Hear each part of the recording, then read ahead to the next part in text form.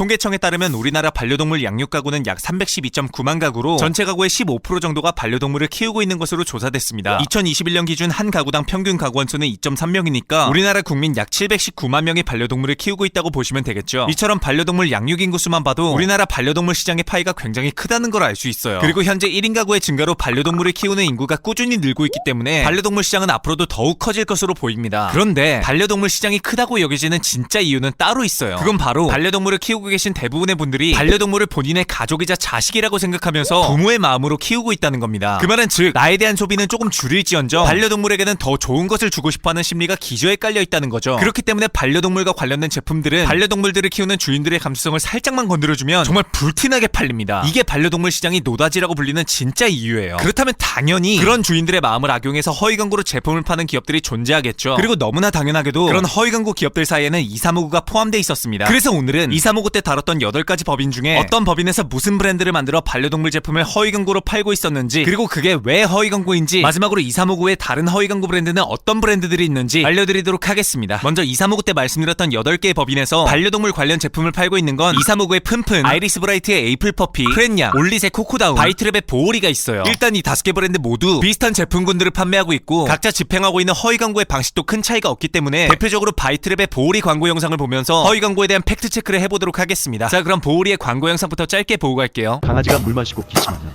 죽음까지 간다고?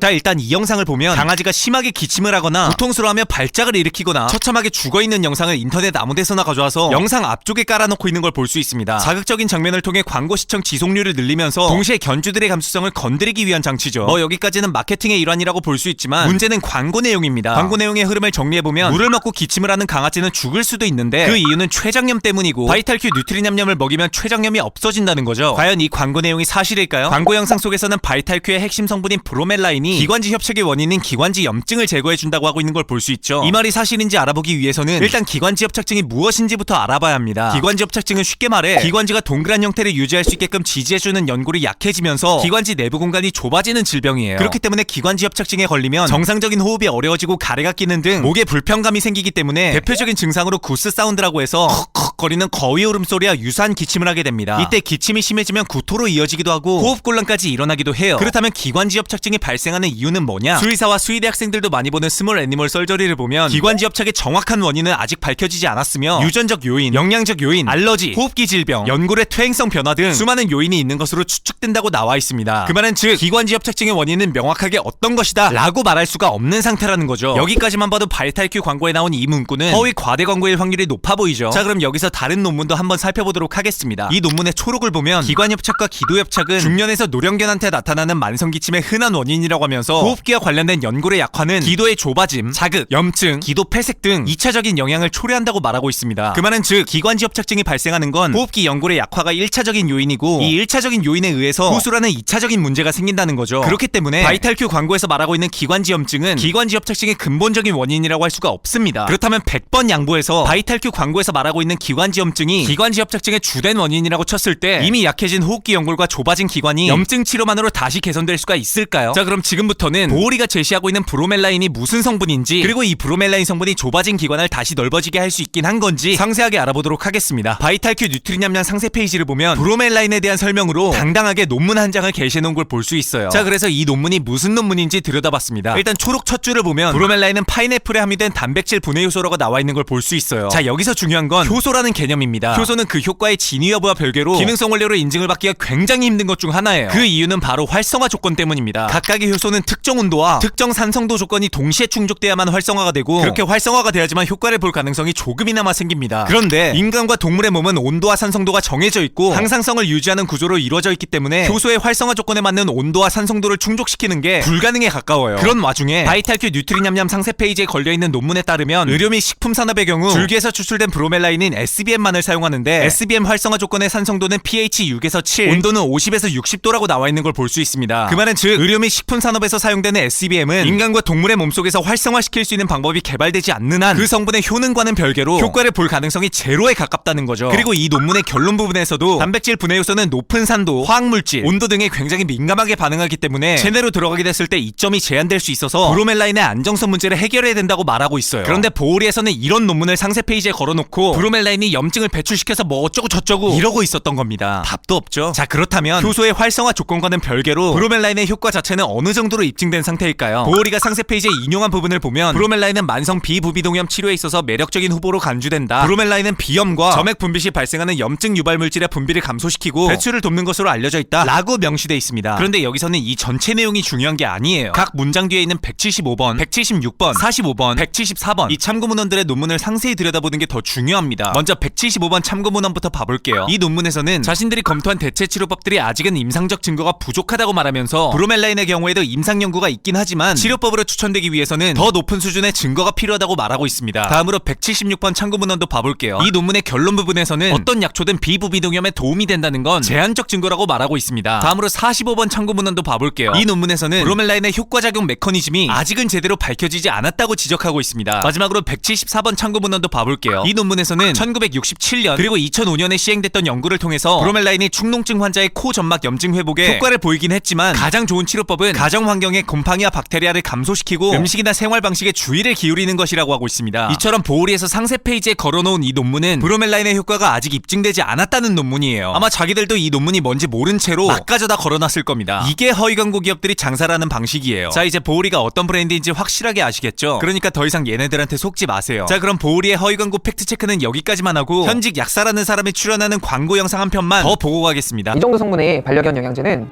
뿐이지 않을까 생각합니다. 안녕하세요. 현진 약사이자 꼬미 견주 손수봉입니다. 어느 날 꼬미가 긁고 핥는 게 잦아져서 피부병에 좋다는 거 제가 다 찾아봤는데요. 약용 샴푸는 자주 사용하면 간에 안 좋은 성분이 있고 병원 약도 매번 먹이기엔 스테로이드 부작용이 좀 걱정이 되더라고요. 그러다 찾은 게 이 뉴트리 냠냠이에요. 아무래도 제가 약사다 보니 성분을 이제 많이 따지게 되는데 시중에 많은 제품들 중에 가장 성분이 좋았던 영양제입니다. 오메가3가 피부 면역력을 높여주고 휴먼 그레이드 등급으로 사람 영양제랑 비슷한 수준이라 요즘 매일 챙겨 먹이고 있어요. 2달 먹였더니 확실히 긁는 것도 좀 줄었고 피부가 좋아진 게 눈에 보여요. 이 정도 성분의 반려견 영양제는 이 뉴트리냠냠 뿐이지 않을까 생각합니다. 일단 강아지의 피부병을 낫게 해준다는 이 광고도 허위 광고입니다. 그런데 이 영상에는 손수봉이라는 약사가 출연하고 있죠. 저는 이 영상을 처음 봤을 때 얘도 그냥 돈 몇 푼 받고 아무 영상이나 찍어주는 흔한 광고 모델일 거라고 생각했었어요. 그런데 찾아보니까 얘는 진짜 약사더라고요. 현직 약사가 특정 성분에 대한 허위 광고라는 걸 넘어서 병원에서 처방받는 의약품을 반대하는 수준으로 광고 영상을 찍고 있던 거죠. 허위 광고를 통해서 소비자들한테 병원과 의약품을 의심하게 만드는 게 얼마나 심각한 건지는 저번 메디온 영상을 통해서 말씀드린 적이 있었죠. 그리고 보오리를 운영하고 있는 법인인 바이트랩에서 다이어트 관련 허위 광고를 하고 있는